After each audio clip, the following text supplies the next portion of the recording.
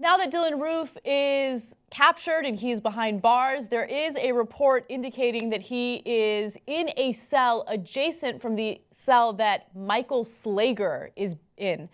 Now, Michael Slager is the police official who's been arrested because he shot and killed an unarmed black man by the name of Walter Scott as he was running away from him. Now, he's facing murder charges, and of course, Dylann Roof is also facing murder charges. It's kind of incredible that they're in the same prison. The two shootings took place less than 10 miles apart. Now the two men are being kept in adjacent cells in a Charleston jail. And Ethel Lance's daughter, Ethel Lance, of course, was one of the victims in this case, said to Dylann Roof, "I will never be able to hold her again, but I forgive you and have mercy on your soul. You hurt me, you hurt a lot of people, but God forgives you and I forgive you." I just wanted to read that quote because I find it so incredible that she can find any type of forgiveness, especially so soon after the shooting happened.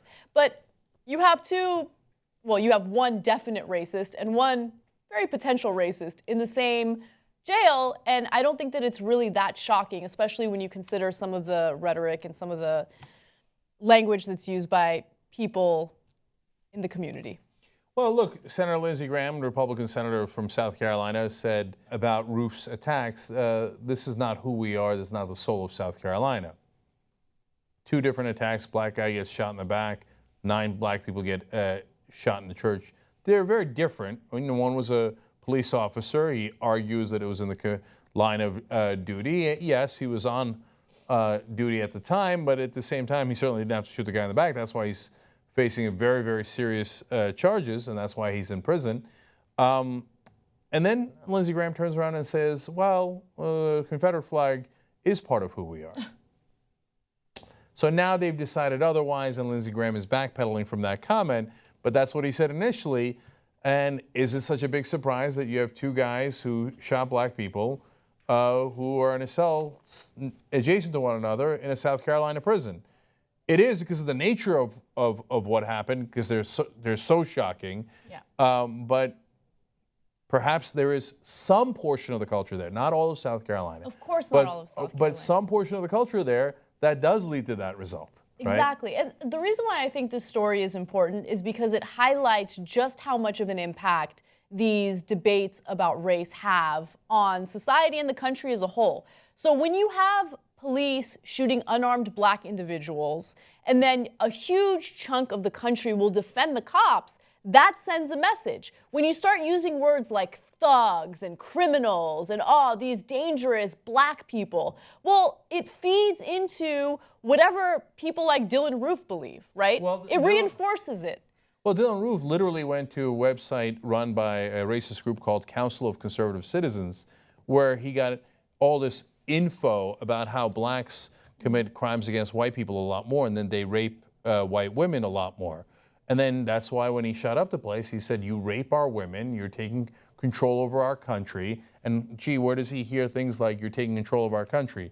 Oh, now they run the place, right? It's part of that same culture. It's not a culture that's of all white people or all people in South Carolina by a long shot. But it is a certain percentage of that culture that does believe that. And this is the most extreme version of it. But it does come from that root.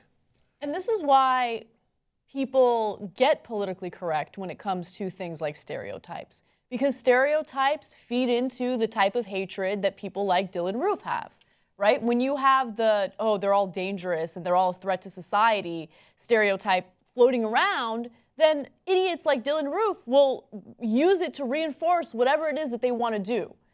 That's the reason why people get really careful with the type of language that they use, and that's the reason why stereotypes are more destructive than people really understand. One last thing about this. It was powerful, the quote you read about the family member willing to forgive Dylann Roof. But honestly, I really didn't like the context under which that happened. The judge in that case immediately asked for forgiveness, which they would never do in another act of terrorism. They would never, ever, ever, ever, ever do it. But a judge sees a guy and he says, oh, we should also realize that his families are the victims. No, his family didn't get shot. They're not the victims, right? Why does he say that? Because he thinks that could be my son, right? So, and then he thinks, well, then let's immediately forgive. And he puts that context there to churchgoers who then come out and say, okay, you're right, let's forgive. No. And all the family members come out and begin talking about forgiving the kid because they got, primed in that direction by a guy who didn't see a killer. He saw someone that could have been in his family. I think the family should do whatever they need to do to heal from the terrible thing that just occurred, okay? But in my context, if something like this happened to me, there is no forgiveness. You murdered family members, innocent people who are in a church Bible study, right? I know that some people forgive because it helps them heal. It helps them move on with their lives. But being forced into forgiving someone who murdered your family members is so sick and so pathetic. And for any family member who doesn't want to forgive, who is angry, and who wants to hold a grudge for the rest of his or her life, there is absolutely nothing wrong with that. This emphasis on forgiveness makes me sick. You should only forgive if you genuinely want to forgive. You shouldn't be pressured into it. Yeah, look, Tawanza Sanders was a guy who was at the church. He said, as Dylann pulled out his gun, you don't have to do this. And then that's when he gave the now unfortunately infamous line about, I do have to do this, you rape our women, yada, yada. But he actually wasn't going to shoot Tawanza Sanders. All the whole talk of raping women, and so you'd think he targets black guys. But he actually shot 6 women, shot more, but he killed 6 women and 3 guys. And he was actually going to shoot Tawanza's aunt. And Tawanza stepped in front of the bullet and literally took a bullet for his aunt. And then his family members come out and say to Roof, may God have mercy on you. And as we said in the Bible study, we enjoyed you. Now that's Christian talk. I don't understand it. I don't understand it either. Okay. And as I said in the first hour, these family members are 1,000 times better people than I am. Okay. But I would not, no, it's not for my taste. Okay. And so I'm not blaming the family members. They got every right to do everything, and they did the most fundamentally decent thing I can imagine. I literally can't even imagine it in my own context.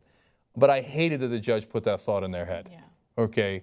And he wouldn't have otherwise. But a lot of people look at Roof and they look at Slager and they think, yeah, that's one of us.